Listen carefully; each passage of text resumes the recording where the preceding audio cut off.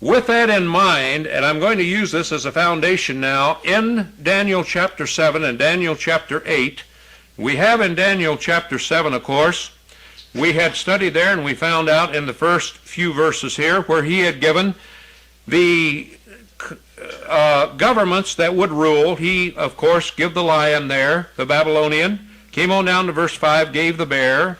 The Medes and the Persians, the 3 ribs in his mouth, of course, were the 3 kingdoms they subdued, chewed them up in order to gain world power.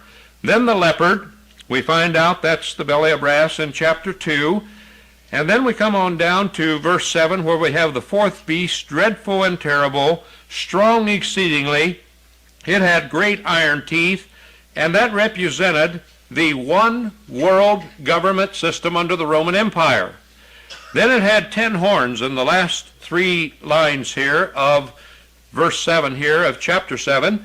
It had 10 horns, or it had 10 horns, and that represented the Providences at that time. And we say, well, we have the revival of the Roman Empire, and they're trying to get 10 nations as covered under that particular period of time.